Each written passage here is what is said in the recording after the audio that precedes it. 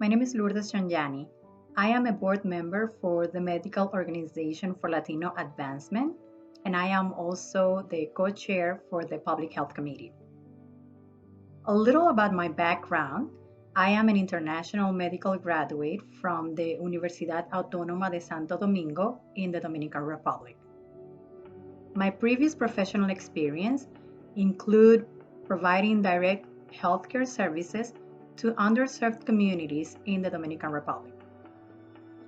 In the US, I have worked in the nonprofit sector where I designed, implemented health programs as well as overseeing the programmatic and financial operations of an organization that focuses on supporting immigrants in Lake County. In my current role, I coordinate a county-wide mental health initiative through the Lake County Health Department, where I engage over 55 instructors to raise awareness around mental health and decrease stigma surrounding mental illness. Today, we'll be looking at the impact of social distancing regulations due to the COVID-19 pandemic on social determinants of health for Latinx communities. The purpose of this presentation is to help expand our vision beyond the clinical experience and the clinical perspective to better understand how socioeconomic and cultural factors influence health outcomes of the individuals and the communities we serve. Let's start by creating some context on what social determinants of health are. The Office of Disease Prevention and Health Promotion defines social determinants of health as the conditions in the environments in which people are born, live, learn, work, play, worship, and age that affect a wide range of health, functioning, and quality of life outcomes and risk. These conditions can be classified in 5 key areas. Those are economic stability, education, social and community context, health and health care, neighborhood and built environment. Based on a meta-analysis of nearly 50 studies published by the American Journal of Public Health, researchers found that social factors including education, racial segregation, social supports, and poverty accounted for over a third of total deaths in the United States in a year. Social distancing regulations placed due to the COVID-19 pandemic are straining even more the social determinants of health inequities for Latinx communities. Let's look at those elements in more depth now. When it comes to economic stability, for example, many Latinx families live paycheck to paycheck, and many jobs have closed their doors, laying off employees, which are left without an income or, in some instances, without the ability to apply for unemployment or other type of benefits, such as the CARES Act, which is the supplemental income provided to help offset economic distress during this pandemic. Other workplaces have transitioned to remote work. However, in a recent press debrief, the US General Surgeon stated that only 1 in 6 Latinx has a job that could be done remotely from home. So, in some instances, members of this community are faced with the dilemma of either going to work and taking the risk of becoming infected or staying home without pay, putting additional stressors on them and their families. Regarding to health and health care, Latinx are already in disproportion since they show higher incidence of chronic illnesses such as diabetes, heart disease, liver disease, and asthma. During this pandemic, the nation's largest minority group is also facing a unique set of challenges when it comes to accessing healthcare.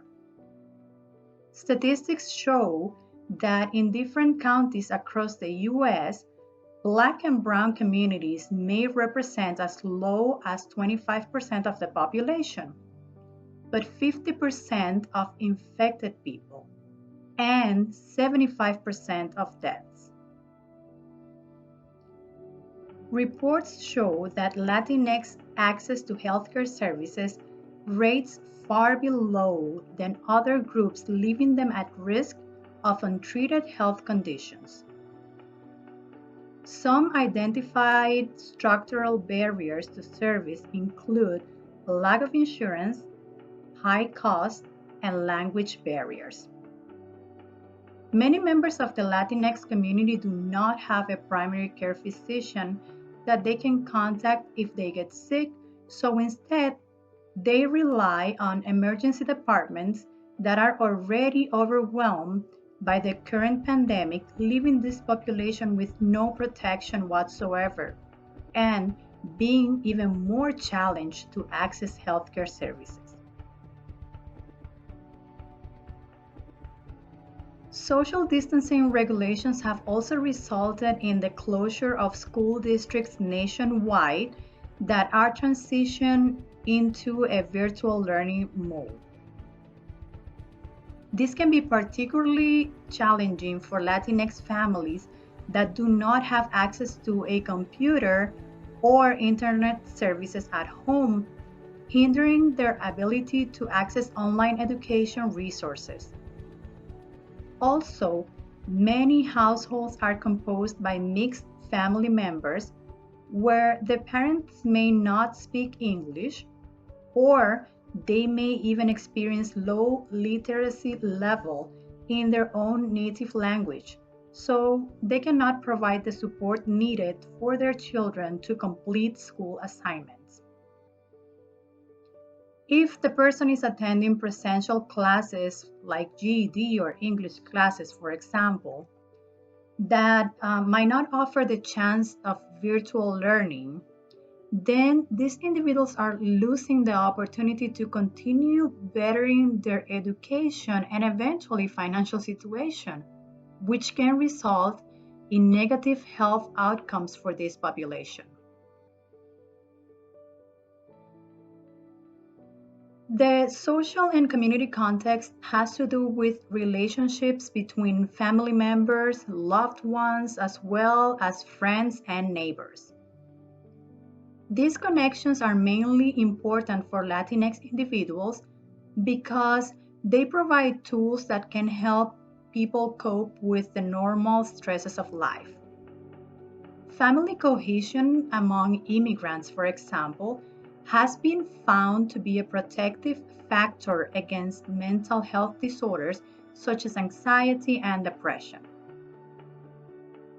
Healthy relationships also have a cultural component because of the sense of belonging it provides to individuals. The inability to create that personal connection may exacerbate existing mental health problems or initiate new concerns among Latinx community members, as well as make them more susceptible to stress. Finally, we have the neighborhood and built environment. Within this aspect, we can look at access to food, environmental conditions, quality housing, crime, and violence. But let's concentrate on food security as an example where, according to the organization Move for Hunger, Latinx are twice as likely to be food insecure as white Americans. During this time of social distancing, this element can be principally affected by the lack of food resources that Latinx community members can access, or the meals provided by food pantry that do not match the cultural need of this population, which creates an added barrier to food security. Although social distancing is necessary to help limit the spread of the virus, anything that deters people from accessing group meals or food banks puts vulnerable groups in danger of malnutrition and hunger. Okay, so those were some examples of how the current social distancing regulations that have come into effect due to the global pandemic of COVID-19 can affect each one of the key areas of social determinants of health, causing even more disparities in communities that already are suffering inequities. So, our hope is that by looking at Latinx community members from a holistic perspective, really help us become more aware and sensitive towards the everyday challenges they experience, especially during unusual circumstances like the one we are currently living. And that this information encourages you to become healthcare providers that not only offer culturally competent clinical care, but also advocate for the communities we serve. Thank you so much for joining us.